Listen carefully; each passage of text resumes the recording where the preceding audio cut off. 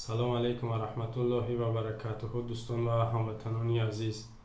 پیش از همه خداوند قادر یکتا خوب به همتا رو شکرانه میگم برای تمام نعمت‌هاش، از آن جمله برای بهترین، بالاترین و خوبترین نعمتش این ایمان است.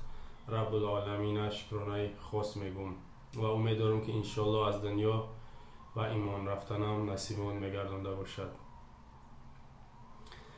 خب امروز میخوام هموطنان گرامی درباره بعضی قانون‌ها و رفتارهای رژیم حکومت رحمانوف که علیه مسلمان‌ها و دین مبارزه بردن و دارن نقشه ها میکشند که البته در گذشته ما درباره صحبت کردیم و در پیش خودمون نوشتیم. ما میخوام همین صحبت رو دوام بدیم درباره بعضی احکامات و بعضی عنعنه ها و بعضی عمل ها، قاعده هایی که در اسلام رواج هستند یا عمل کردنشون یا اجرا کردنشون ثواب است. این رژیم هم قانونا هم عقلا، یعنی از فکر خودشون اینها را منع کردگن، محدود کردگن بر مردم مسلمان تاجیکستان. انشالله میخوام اینها را امروز برای شما نشان بدم یا یکی بگیم گوشزد بکنم. البته این سخنان را شما شنویدگی هستین و به خاطر این میخوام برای شما آسان کنم که همین قانون ها میگیم شون که بسیارتر قانون هایی که علیه اسلام کردن، اینا را اگر از در یک نور، دو نور، سه نور همش خلاصه کنیم این بسیار خوب میشه که یک وقت شما در کار میشه یا که نفری که حتی قبول نمیکنه میتونه که همین نور را نشانش بدن که ببینید چند قانون یا که چقدر بگیم دستورات اسلام این بدبختا پایمال کردن یا که علیهشون بگیم مبارزه ها بردن. ما در گذشته صحبت کردیم، همون صحبت دوام میتیم. در گذشته 10 تا بگیم قرار شد یا 10 قانون شد گفتیم، اما یک بار ما تکرار کنیم بسیار خوب میشه، زیرا وقتی مناسبه و دربارهشون یک بار یادآور بشیم بسیار عالی میشه، زیرا تکرار کردن کاری خوب هم ثواب داره هم خاطره را قوی میکنه. البته کاری بعد تکرارش هم گناهی، نو تکراریش هم گناهی، یعنی یک بار گپ زدنش هم گناهی. خب یکم دوزنگی من است. این هر سخنایی که میکنید در تاجیکستان ربط داره، با تاجیکستان ربط داره که دیگر کشورهای خیلی نیست گفتیم.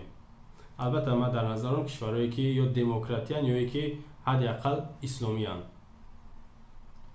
دوم سطر من است. سوم نماز خواندن تا 18 ساله من است. چهارم نماز خواندن در جایهای جمعیتی من است. پنجم اذان دادن در مسجدها من است. ششم کتاب‌های اسلامی از خارج داخل کردن من است. هفتم زکس مقدم بر نکاح است. هشتم نکاح را تنها ملای حکومتی میخواند. نهم جنازه را تنها ملای حکومتی میخواند. دهم برنامه خطبه ملاها از طرف کمیته دین تنظیم عنعنه و جشن و مراسم ها پیشنهاد کرده می شود. ما در گذشته در این باره صحبت کردیم، با کم کم تحلیلشان و فکر کردیم. البته اینا تحلیل زیاد میخواهند، اینا اطرافشون را بسیار تفسیر کردن در کار، بسیار صحبت ها کردن در کار تا اینکه هم مردم بسیارتر آگاهشان و رژیم بفهمد، زیرا حق نداره که هر عملی که چی خورده است چی بزرگ که با شخصیت ربط داره یا با دین ما، با مذهب ما، با اعتقاد ما ربط داره، دخل داره، این برای ما مقدسات شمرده می شود. رژیم و هیچ کس در عموم هیچ انسان حق نداره که بر مقدسات خصوصا با اسلام اعتقاد این دخالت کردن. این نه تنها خیانت خالی است بلکه یک جنایت نابخشیدنی و تجاوز است. این عملها را هیچ وقت در هیچ زمان نباید قبول کنی و نباید در مقابل اینو خاموش بایستی. اینو بسیار عملهای بد علیه مردم ما، از اون جمله با میگم که همین چیزایی که ذکرشون کردم با اسلام ما ربط داره، بگیم پایمال کردن چنین دستورات خداوند، چنین سخنهای پیامبر، اما ای طرف مردم ما البته صدای قانع کننده بلند نشید، هیچ عکس العمل نشان ندادن که اینها رفتن ما در اینجا با یاد میکنیم که تا کجا را رسیدن. از اون جمله این زنگیش این هم یوزی ذکر کردم. خیلی چی در کار یک نفری که میخواد زنی دوم بگیره یا که یک زنی که به سرپناه های شرایطش کمه همین نفر میخواهش بگیره یا بگذار که برای شهوت چپخونی کردن باشه. شما چیکار دارین با حالت مردانگی او که شما نمیگذارین یک زنی دیگر بگیره؟ اگر عروس بازی کنه 4 تا 5 تا خانم چر در گردش بگیره به نکاح به چی به زکس و اجازت اما رسمی یا یکی همون نکاح مسلمانیش میگیم اینجا ممنوع میشیده، اینجا جریمه و جزا تعیین میشیده. یک ضرور مثال تاجیکی است که میگن قرباقه شو داره خیلی آبرو داره. اما زنها را هم اکی خفه نشون یک مطل بود. اما زنهایی که مثال میخوان زنی دویم شاید یعنی شوشون برآمدگی یا شوشون شاید فوتیدگی مردگی باشد و اونا میخواد که یک زنی یک مرد دیگه باشه اگر چی دویم باشه، یعنی یک سرپناهشون میخوان داشته باشن یا یک دستگیره یک همراهی بگیم دنیوی یا که اخروی در برشون باشه یک نفر ایرا میخوان. شما یک ظلم با نفسی هم زنها میکنن هم با مردها ایرا فراموش نکنید. خب دوامی سخنایی که علیه مقدسات ما اینا جاری کردن یا که قانونی یا که همو گفتم که ای فکرشون بعضی همی قانون ها مانند اینمی ریش یا سطر در سر قانون نیست. وقتی اینا میگن که شما ریش نمانین یا سطر نکنین میگوی در کجا اومدیه، یعنی سر قانون ده هست یا نیست. بعد میگه ای بالا ای فرمان، یعنی بالا نمون مغز رحمان فهم میگن اونم قطعا نمون فکری نمون را میگن اونم در معقول نیست تمام میگه ای بالا ای دیگه سر قانون کتاب ایتره یگان شریعت دین مذهب یا در نظر نمیگیرن. خب 11 ریش ماندن من است تا 60 سالگی را. بعضی همی نوشته ها را ما سالایی که قانون هاشون برآمدگی پیشم نوشتم بعضیشان نیافتم و بعضی دیگهش میگم که غیر قانونی یعنی که از پیش خودشون یک گپ قانونی کرده با مردم میرسونن یا یکی سریع مردم با یک گپشون میگیرن ای بالا فرمانه ای چی حکومت های قرار حکومت های ای دولت داری ما ای برای امنیت های گفتن مردم هم میترسونن. در عموم نه با قانون شما راست میان نه در قانون شما هستن نه کسی را قبول داره. در باره شما صحبت بسیار کردیم یا نیاز به تحلیل دیگه ندارم فکر میکنم فعلا. خب 12 حج رفتن تا سن 35 ساله من است 25 نویلگی 2016 قانون شما برآمده است. شما میدونید که ادمی 2016 اینمی 2016 من مثال تا میگم رحمانو با چند نفر اون نبیرش بدن صغیرش بدن و کی بدن یعنی جوانهایی که از زیر 35 پایان بدن 30 ساله شاید بدن 25 ساله بدن و تا امروز ببینن حج رنگ یک نمیدونم توبه کم خدا او را اگر یگون گپ چی بگم شاید گناهگار شم میرون ندیده نه بچه هایش میرون بعضیش احمق شرمنده هاشن میرون میان با هم احمقشون های و 20 ساله 25 30 ساله کمش ای 35 بالا های یعنی این قانون یا باکی دخل داره. البته گوشون نمیکنین یا ای که با همین قانون اطاعت نمیکنید بسیار خوب است اما این را فراموش نکنید که این قانون رفته شاید در آینده خطر داشته باشه. نسلایی که بعدن میاکو نوز علاقه جوانهایی که خوردن یا که بگیم طلبه مکتبن اونا اکثرش میترسه ای رحمانوف و ای رژیم در آینده شاید با بدتر شود رنگی ترکمنستان رنگی کره شمالی شود. یعنی که این حکم ها یا که قرارها بعد عملی شود فعلا برآمدگی قرار قبول شدگی ایران با میگو که از مردم نپرسیدن از مردم باید بپرسین که همین چیزا ما قبول میکنیم اونمو چی میگیم که پارلمان خانه ملت میگیم او خانه اخی رحمانوف شدگی امروز خانه رحمانوف شده با خانه زندگیش نه یک کیف خانه رحمانوف بگم فویشه خانه رحمانوفش بگم یا که یک قهوه خانه رحمانوف میشه اونجا چی میشه اونجا چای خانه رحمانوف میشه و اما مسافد کمپیرو رو همجا جمع که هر چیزی شما بگه اونو ها گفته رفتن میگیرن. خب 13 برنامه های اسلامی در تلویزیون های تاجیکستان من است. این خیلی شدی را همه شما بسیارتر از تاجیکستان میدونن که تلویزیون ها در من است. یگان برنامه اسلامی نیست.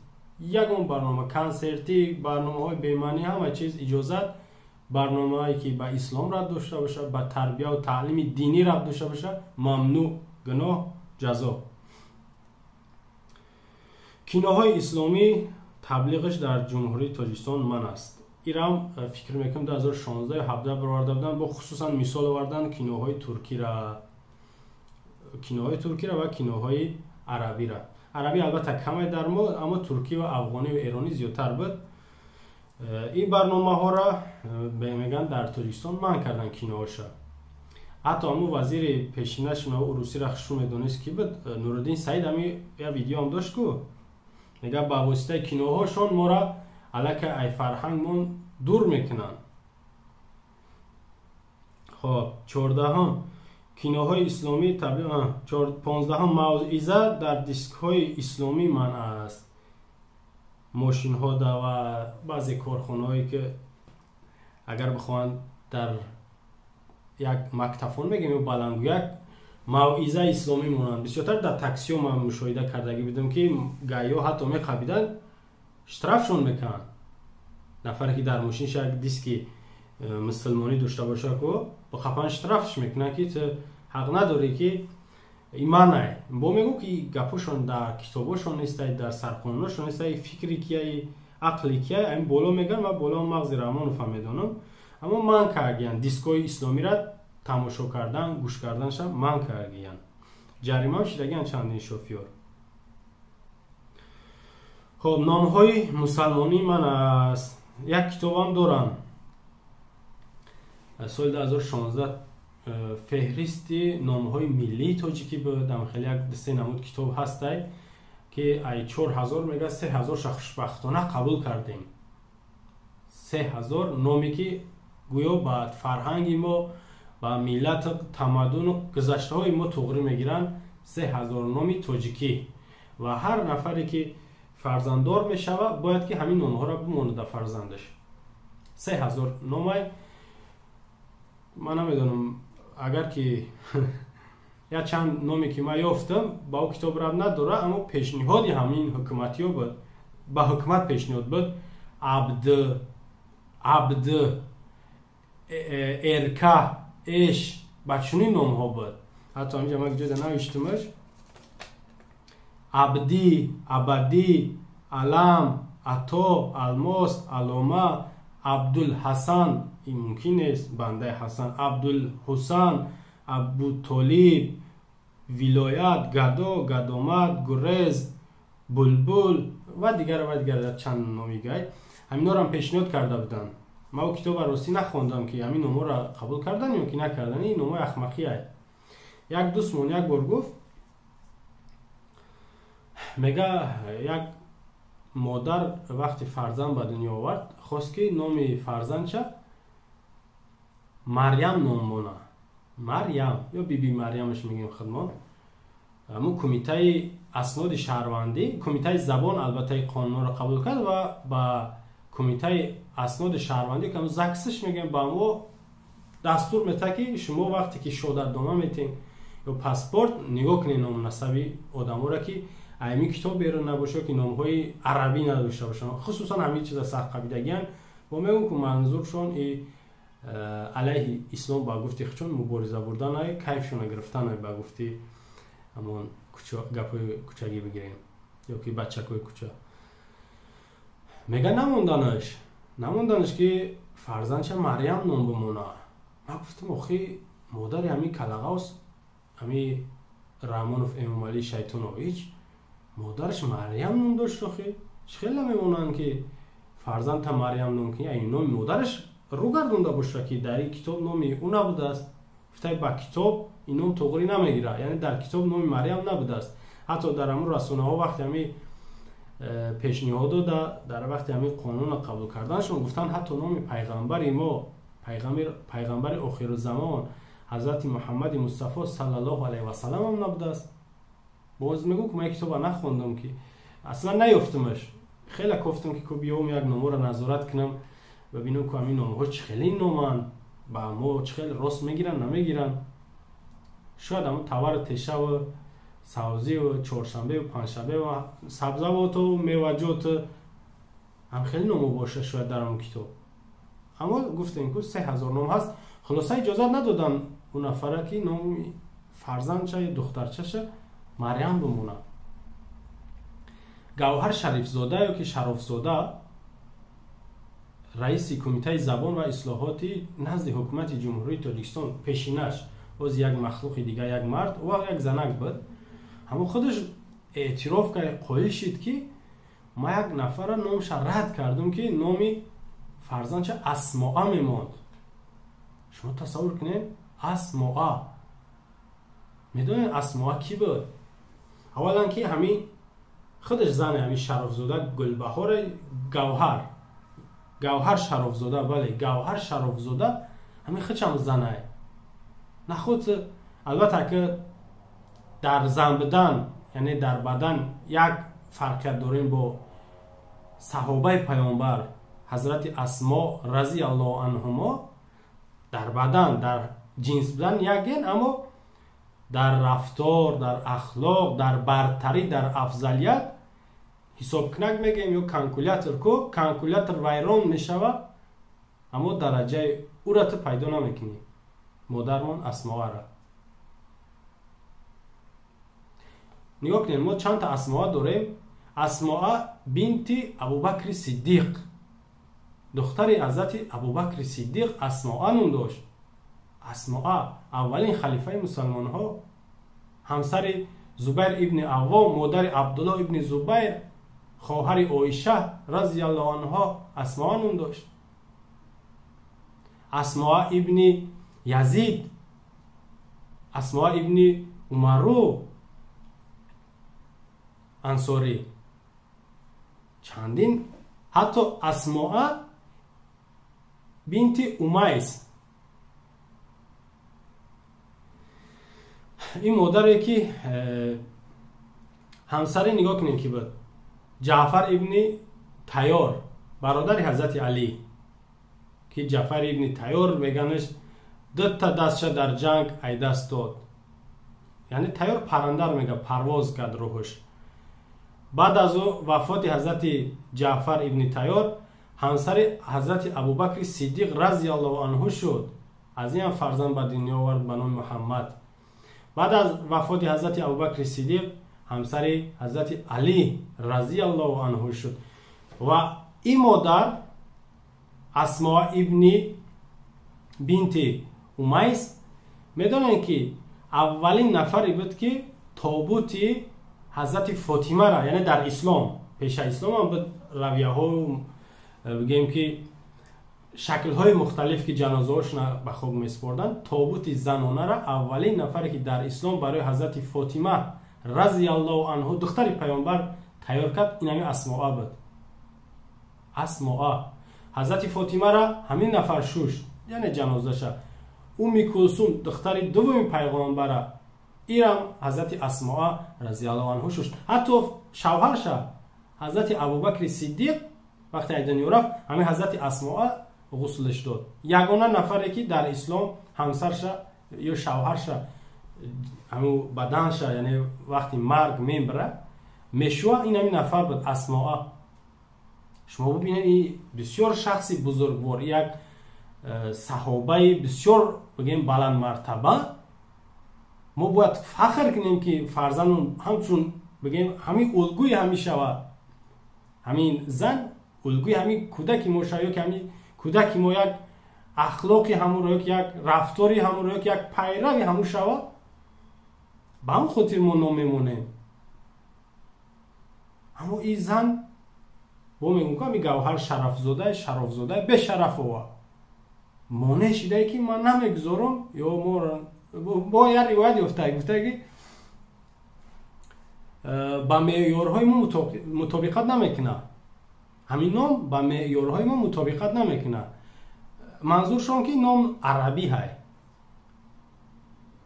شما تصور میکنین که یک زنی بسیار بگیم با عفت، پاکدامن، یک زنی بسیار ارزشمند در نزد یک زنی بسیار بدکار، گفتی امروز بچه کوچه به حجاب، به عفت هیچ قدر نداشته. نه در وظیفه هم نیست. باید گفتیم صحبت‌های گذشته که اینم خیلی گپ‌های بد میزنن، عمل‌های بد نشون میدن، اما این وظیفه نابود میشوند. وظیفه در ایو ابدی نیست، چون ایرا میدونن حتی دنیا برای ابدی نیست، همین جان سلامتیشون برای ابدی نیست، ایرا چون میدونن. اما چی در کار که یا روشون سیو کردن یا عملی بد چون باقی میمونن.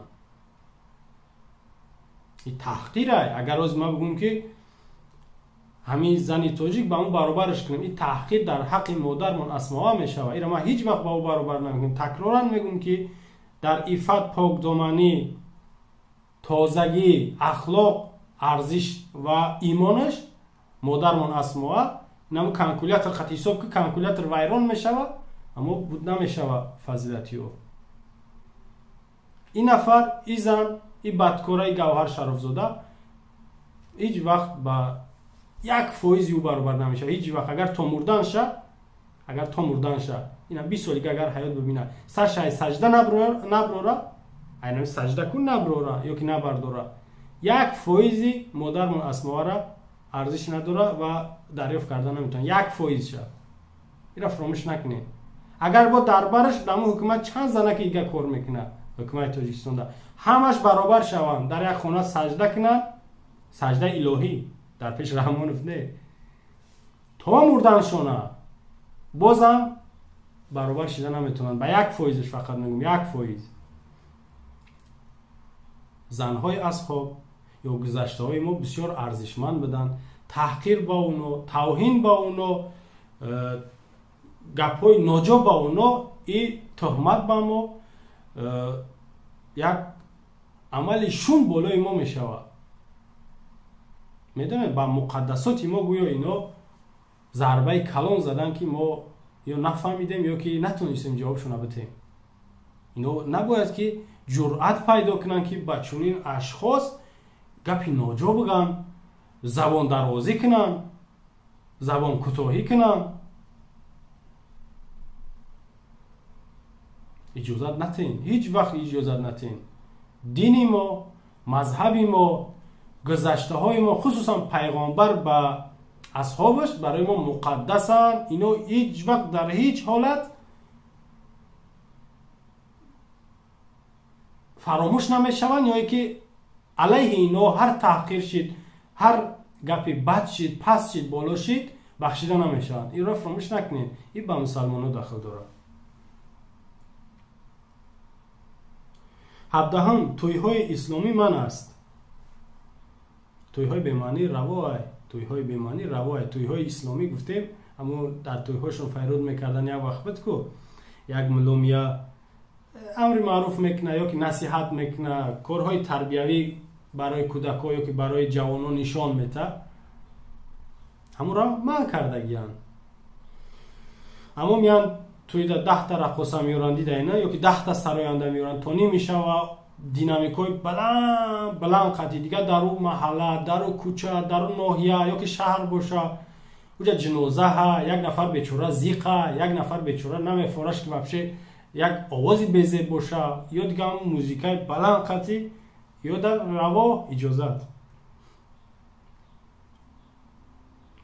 18 قربانی یا که ذبح چاروا من است. این را رحمان خودش گفته بود، یاد داشته باشین نوارش هست که ذبح چاروا را، قربانی را رحمان خودش صراحتا گفت ای حج میان قربانی میکنن، ذبح چاروا میکنن. گفت این هیچ معنی نداره. گفت این معنیش رحمان میفهمیده. 19 تعلیم قرآن در خانه من است، همچنین در دانشگاه و مکتب ها. ایش هم یکی از مصیبت های این ملت من حساب کنم که تعلیم قرآن، کتابی که راهنمای ما، کتابی که دستور عمل ما، کتابی که در این دنیا برای ما باید برای ما باشه، دربارش باشیم، دربار ما باشه، کتاب قرآن. در اون دنیا قطعی ما باید باشه.